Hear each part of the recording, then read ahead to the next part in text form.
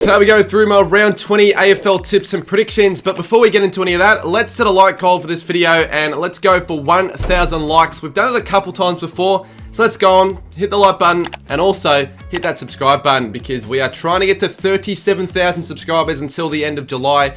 We're less than 400 to go, so hit that subscribe button as well if you have been enjoying the videos or just to help me out as well. It'd be a good goal to get. Now, I want to get you guys involved this week for the tips and maybe for the future weeks. So what I'll have is a Google form down below. And what you'll be doing is just entering your tips for every game and the margin. And like I do in my videos for the tips, also have a chance to enter some of the big calls as well. So a big call for every game. And I'll be going through the best of the predictions and the big calls in maybe in the next tipping video. And perhaps if people get around it, we get enough entries, maybe I'll start giving away a prize or two to finish off the rounds for the tips. Now take a look at last week's tipping in round 19. It probably looks better than what it really was. It says 7, but I only got a 6 realistically because I forgot once again to tip on the Friday. And that was obviously Essendon and Adelaide. I went the Bombers originally in the video, so it was only a 6, but to be fair, I was very tempted to tip Adelaide all throughout the week. In my tipping comp, it doesn't count as a point, only because the fact that it was the away team that won, it gives me a point. On the Saturday, I got 4 of the 5 home teams correct, St Kilda, GWS, Hawthorn, Port, and it was only Geelong that let me down there. And then on the Sunday, this game was a hard one to predict. I thought the Swans would get up, but maybe Sydney's outs were a bit too much for them. Brisbane ended up getting the win in a really good game, and then Fremantle and Carlton to finish off the round in a alright round of tipping. I'll probably just give myself a 6 though, to be fair. Now for round 19, we had a few people tip a score of 16 when you include the Joker points. So that was an 8 with a double bonus. Stephen J, Will, Flagpie, Sana, and Bazza. And we also had a few people, I'm pretty sure they got a perfect score as well, but they didn't use the Joker this round. So we had Roman Torkic, Josh R, Mini Mads, Zel Mazam, and H2O Delicious with perfect scores. In a fairly difficult round, to be honest with you, that's a pretty good achievement, honestly, to get a perfect score. Now, looking at the total score, and we actually have a new leader for once. We have Rort Wasp actually leading with 131. Swan Hunter, who's been in the lead pretty much for the last 6-7 weeks, is still second with 130. Planty Hyde with 130 as well. And then we have Ivan Solder, Himash, and MGP Dockers with scores of 128. So we have the familiar faces in this top 5, top 10, but also a few newcomers, which is pretty interesting. A few people that did use the Joker as well. So if you still have a Joker to come, use it as soon as you can. Yeah, look at that. So a 0 round 13, a 0 round 8. I'm an idiot. I was never going to win, but still, like I could do a bit better than that. I still have a Joker to go. I'm 926th, but I'd probably be in the top 300 or top 200 if it wasn't for me being a massive idiot. Now, speaking of massive idiots, let's take a look at the big calls. Normally, I am a big idiot with some of these predictions, having to do the punishments and all that. Last week, I was pretty lucky. I got let off the hook, only needing to get the 1, and that ended up being enough for me because it was a pretty crap round for my big calls. A lot of them were just really far off from the reality. The one I got right, though, was in the Gold Coast v Giants game. I was actually pretty good with that game in all my predictions, but I did say that the Giants would win in every quarter, and that ended up happening. I was pretty happy with that because the punishment that I actually get to avoid for the week was to go to a game dressed as an umpire with shades and act blind. Now, considering we don't have many more rounds to go, it's actually going to be almost impossible to do some of these punishments if I haven't got a day to plan them. So I'd almost feel like after the next week or the week after, any punishments involve me going to a game might just have to be scrapped. Like, I won't have any time to do it, and if I can't complete it by the end of the year, how else am I supposed to get them done? So luckily I don't have to do that one. I still have to do a couple involving me going to games, so that'll be all done on the Saturday next week. So let's go through them real quick. The first one was the dress punishment, where I had to stream a game in a dress. I'm going to do it before the Richmond North game next Saturday, but I'll also be most likely going to be wearing it at the game. And I feel like it'd be pretty funny if I had a few people down as well. So if anyone watching is interested in coming down, helping maybe film for the stream or for the video if I do one, feel free to just let me know on Instagram. I actually don't mind who responds with it because I think the more the better. And you guys can be a part of the train wreck. I reckon it'd be quite funny. And then obviously the other one was on the same day, which I will be doing, is the NRL punishment, which I have to yell ball at the NRL. Well, let's start with the round 20 tips. Obviously on the Friday, the first game, we have Carlton and Port Adelaide. A pretty big game for both clubs here. Port Adelaide obviously are in a bit of trouble when it comes to finals because there's no security for them. I feel like they're more likely to not make it. So with 5 games to go, I think 3 wins probably puts you in the mix. They might almost get away with 2 here, but they've got one of the tougher runs to finish the year. So I feel like even if Port make it, they're not going to do any damage unless they get a good couple of scalps here against some good sides, which Carlton, they're beatable. I feel like with Carlton, I've been tipping them quite a lot in the last few weeks, but they've been letting me down a bit. Not so much against North last week, but I wouldn't say they were that impressive with their win or convincing. Carlton obviously just had more of the class, more of the experience, and they're very capable of kicking quick goals in quick succession, which they did, I think, in that third quarter. They probably deserved the win, but they weren't that impressive, and they haven't been that impressive in the last 3 weeks, obviously, with the loss against the Dogs and the Giants. They've been in games, they just haven't been able to complete the real deal. So they've been a bit patchy. I feel like Port Adelaide weren't the best against the Tigers, especially for 3 quarters. They found a way to win it in the last. In fact, they dominated that last, but once again, umpires possibly dictated the momentum, but that's sort of one of those games where you expect to win, you just move on, you bag the points. At Marvel Stadium, Port Adelaide are actually pretty good there, to be fair. I feel like they're a real chance here to get a big win against the Carlton side. They're a little bit vulnerable. A lot of people probably going the Blues in a safe one. 93% are going Carlton. Dixon as well, finally with a good game. A player that a lot of Port fans probably been wanting him to retire, honestly, but he kicked 4 goals and it was a big influence, which if the Power do end up making finals, he could possibly provide that extra X factor up forward, especially with that TDK. It balances out a little bit more on the ruck, and I think Port Adelaide can get the better in the midfield. And if they can, they might have more entries up forward and they might get a win. So I think it'll be a high-scoring game, good contest, but I'm going the upset. I think Port at Marvel can do it. We see quite a few upsets on the first game of the round every single week, and this is another one where I think it's going to happen. And I'm going to say the Power win this game by 8 points. My big call that both teams score over 100. All right, on the Saturday, we start at Blundstone Arena, North Melbourne at Geelong. I feel like people that say, oh yeah, North are actually a solid side at Blundstone might be a bit of a myth. In their last 3 seasons, I can only recall them winning once at Blundstone, which was against Gold Coast at the end of the round. Last year. But in a lot of other games, like for example against Port this season, GWS I think a year before, they've been pretty average and they just haven't really been competitive whatsoever. So this is a chance where if North just play anywhere close to how they have been for the last 5 weeks, they are a chance against most sides, and they'd be honestly giving themselves a decent sniff against the Cats. They have 6% back in them in North Melbourne here, but you would still obviously expect the Cats to bounce back with a win after a poor game against the Dogs. Yeah, Geelong last week were really bad. I don't really know why that was the case, but from the first bounce, they seemed they were off every quarter. I think the Dogs won in. The conditions were terrible, to be honest with you, and I thought that would maybe help the Cats because they've been able to play in wet weather conditions. I mean, against Essendon, they were good, so just an off day for Geelong. You wouldn't think they can bounce back from this one, but the last 2 losses have been pretty alarming. Against the Blues, they were absolutely smashed, and in this game, they showed no real fight, especially in that last quarter. Whenever they went inside 50, Rory Lobb seemed to just get the inset marks, and Jeremy Cameron had a really quiet one as well. You would think they can bounce back here, but who knows? With our Northmen playing, I mean, they were really good against the Blues. They probably should have won almost. I thought they were the better side for a lot of the game, but ultimately class probably got the better of them a little bit. I still thought they were pretty solid though, especially accuracy wise. What's with their accuracy at Marvel this year? 14 goals for again. North, I reckon in the next 2 or 3 years are going to have arguably the best midfield in the comp. LDU, Sheasel, McKercher, Wardlaw, they all showed really promising signs on the weekend, especially Sheasel.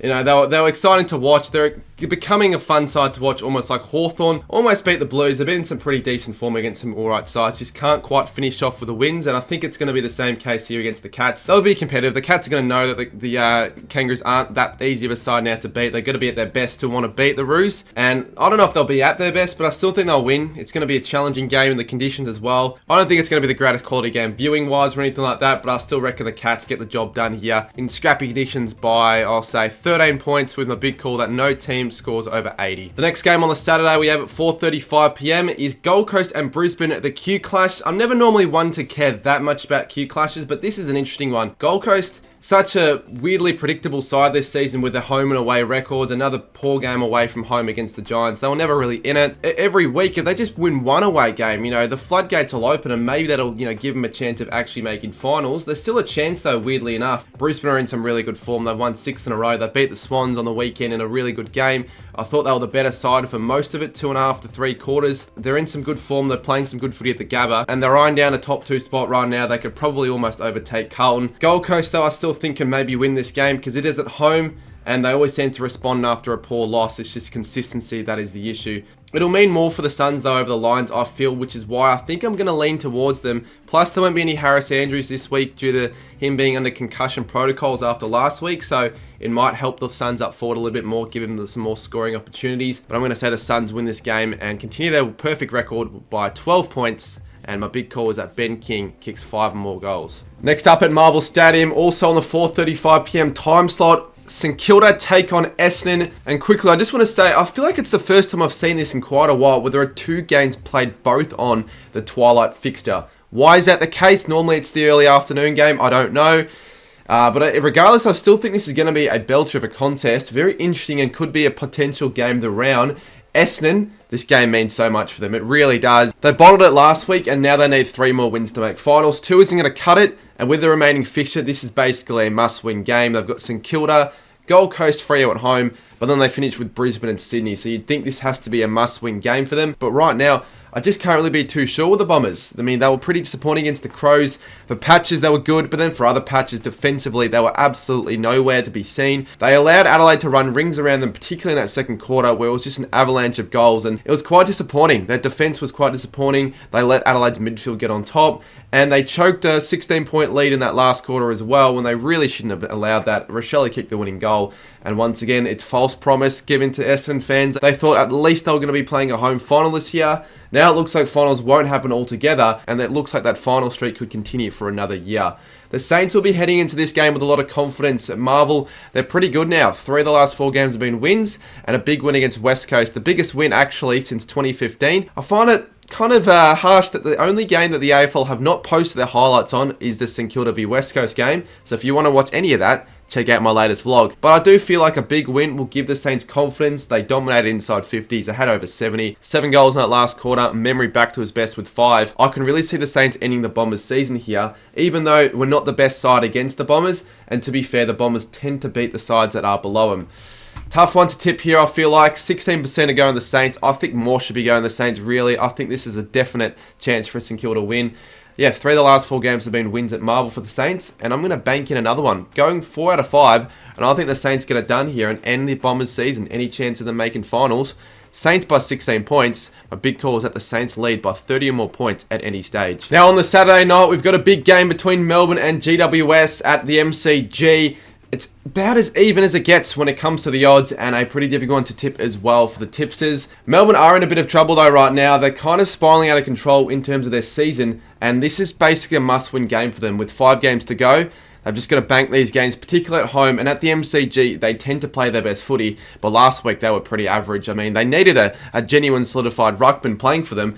Harrison Petty isn't going to cut it. They need a ruckman back as soon as they can. They got absolutely smashed and beaten all around the middle and in the clearances, especially in that first half. And a few cheap goals late probably made the scoreboard look a bit better than what it should have been.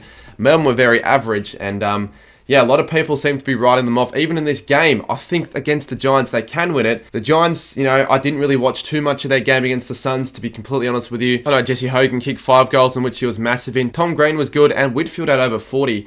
But yeah, I feel like this game is a real chance for the Giants to propel themselves into maybe the top 4. This game is played at the MCG, and the Giants tend to not really perform the greatest at the G during the home and away season. I know they beat the Tigers a couple of weeks ago, but even in that game, they were a bit shaky. They weren't really that convincing. I think Richmond did lead in the inside 50s and all that. But historically, Melbourne seem to get on top when they have poor games, especially at the MCG. If this is a wet game, I reckon it'll suit the Ds, considering that they, you know, obviously beat the Bombers in the wet, and the Giants have had a few wet games this year where they haven't really been that great. I do see the Ds responding here in front of their home fans. I reckon the youngsters are going to take control of this one. However, I feel that the Giants are probably going to be the better side. It's just inaccuracy is going to kill them. Weirdly enough, I just see that being the case, and I reckon the Ds will win this game by 20, but my big call is that the Giants have a goal-kicking accuracy of below 35%. And also on the Saturday night, we have the derby between Freo and West Coast. To be honest with you, it's a game where I'm not really going to be tuning into. It's not like I care much about this one. Derbies are normally alright, but unless you're from Western Australia, it's going to be a nothing contest, you would think. Freo,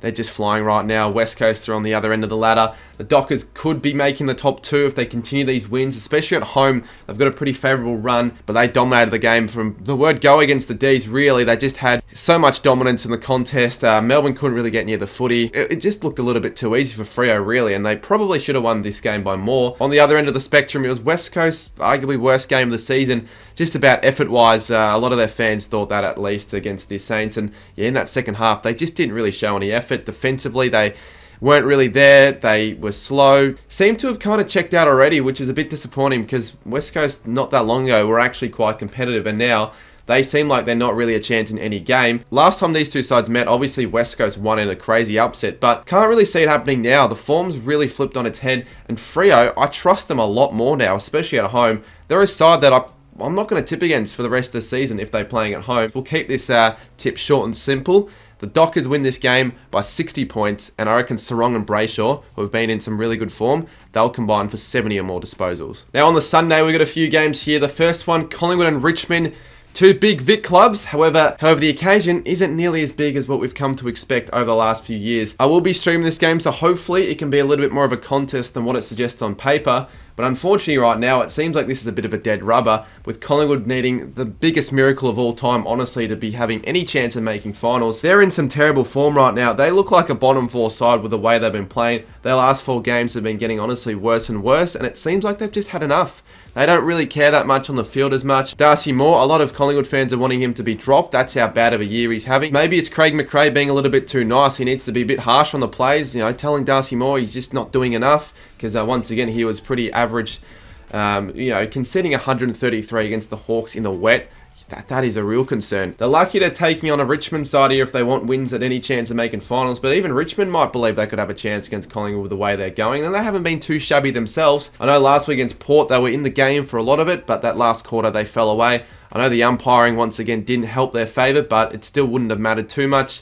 Losing Nankervis didn't help, and now apparently I've heard Taranto's not going to be out playing for a bit. So they're continuing their injuries here, Richmond. It's going to be a tough challenge. I think we'll see what we normally get from Richmond. Competitive outfit for maybe 2 or 3 quarters, but as we've seen time and time again for Richmond this season, I think we're going to get a last quarter fall off, and Collingwood just need to pounce and just take the most of their opportunities here, and I think they're going to get a semi-confidence boosting 26-point win, with my big call that they'll win the second half by 30 or more points. The Sunday twilight game's a good one here. Sydney and the Western Bulldogs at the SCG. A real chance for the Dogs to maybe get 3 massive wins in a row after looking like they were pretty much gone after that Port Adelaide loss. Their form has been really good. Their turnaround, 4 wins in the last 5, beating Carlton and now Geelong convincingly, especially that Geelong game. They're in with a chance against any side, and people are genuinely reckoning that they could beat the Swans here, who are still the best team in the comp at the SCG. Clearly, Sydney have been a bit patchy in the last few weeks, with only the 1 win in the last 4, albeit those losses have all been by under a kick. Against Brisbane, I thought they were gallant in defeat. I know it was a loss still, but it was against the Lions of the Gabba.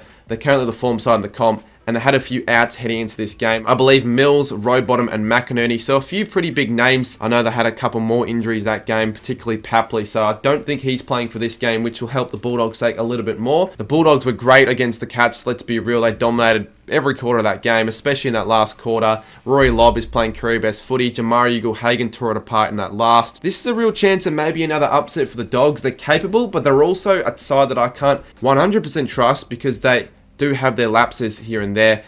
And I think Sydney are still the best team in the comp, and they're going to want a little bit of a statement heading into finals. This is going to be the statement win I reckon the Swans make. The Dogs could win this game. I've seen people tip them, but I think the Swans make a little bit of a statement and win this game by 31 points, with Logan McDonald kicking 5 or more goals. And honestly, I think we've saved the best game for last year with Adelaide and Hawthorn at the Adelaide Oval, and it's 50-50 in the odds, 50-50 in the tips, and it's probably the toughest game that I've had to tip in not just this round, but in a very long time. And it's so weird because, let's say 8 to 10 weeks ago, with the positions that both these clubs are on the ladder, it'd be an irrelevant game, especially the last game of the round, the time slot 4:10 at the Adelaide Oval. But now everyone's going to probably be tuning into this one, and for right reason. I mean, Adelaide are in some really good form. They've won 3 of the last 4, but they've finally started to play that type of footy, that brand of footy that we know that they were capable of, that they were, showing in 2023. They've made the Adelaide Oval a little bit of a fortress as of late, and it's going to be tough for the Hawks to play in there. They were really strong against the Bombers, obviously, on the weekend. A gallant effort, because the Bombers had so much to play for in that game. They kicked 9 goals in that second, and then when the Bombers surged back themselves, the fact that they still were able to withstand that and, fight back eventually when the time was right for them in the last. It was a commendable effort from Adelaide, a great game, probably the second best game of the season. Rochelle kicked the winning goal. Keys kicked 5, had his best game. And also for Thilthorpe to back up his performances from last week. He's put on like 4 kilos of muscle, so he's looking prime here. I think he's going to have another big say in this game as well. We all know how Hawthorn have been as of late. Their form has been impeccable. Only 2 losses since that Sydney game in like round 6 or 7.